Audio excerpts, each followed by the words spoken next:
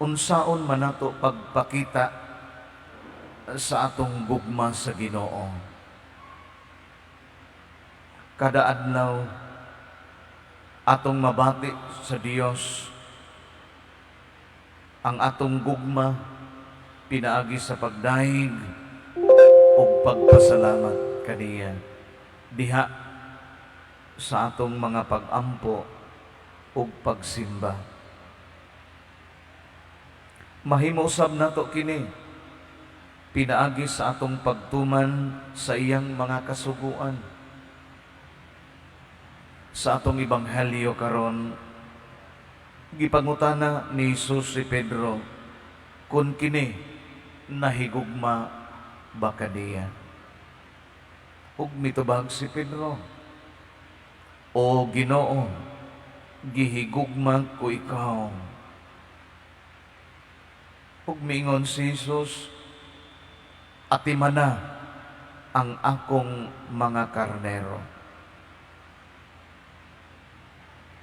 Atong masabtan dinhi nga ang gugma sa Ginoo mapakita usab nato diha sa atong pag-amping sa iyang katawhan.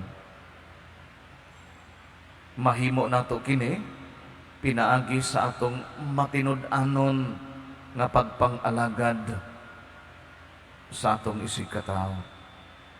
Ilabi na sa mga nanginahanglan og tabang.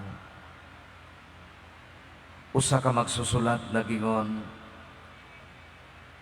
"Nothing you do in this life ever matter unless it is about loving God and the people He has made." Usbon ko, nothing you do in this life ever matter unless it is about loving God and the people He has made.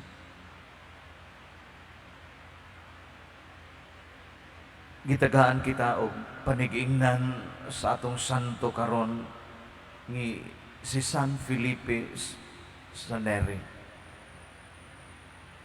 Gihatagan na siya mga katigayunan sa iyang uyuan nga si Romulo, pero nakabig lang gihapon siya sa pagserbisyo sa Dios. Gibiyaan niyang kalibutanong mga butang ug siya nag-alagan sa Dios sa pagkapari.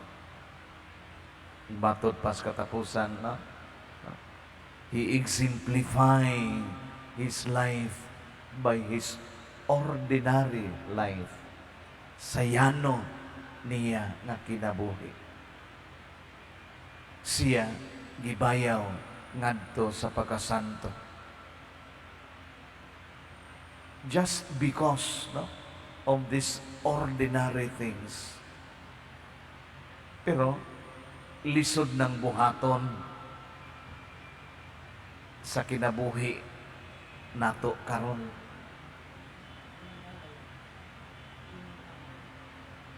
Pero nagpadayon ang Ginoo sa paghagit kanato diha sa pag-alagad hilabi na sa atong isig katawo. Dili man sa pagkapari kundi diha sa pagtuman nato sa iyang katungdanan adlaw-adlaw sa atong kinabuhi nga magbinuotan magasunod sa iyang mga panig-ingnan. Diha lang kita gihagit niya ng maong kinabuhi. Dili man ta sama ni Pedro, ni San Felipe, nga migakos kaniya sa hingpit, pero kita makasunod kaniya sa iyang panig-ingnan. Pinaagi pagsunod nato diha sa atong ordinaryo nga kinabuhi.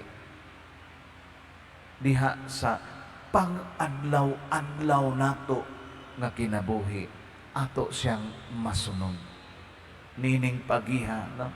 Bisan sa ginagmay lang paagi, kita makahatag na o mga maayong panig-ingnan ngadto sa uban. San Felipe Sanere, igampo mo kami. Palihog Manindog.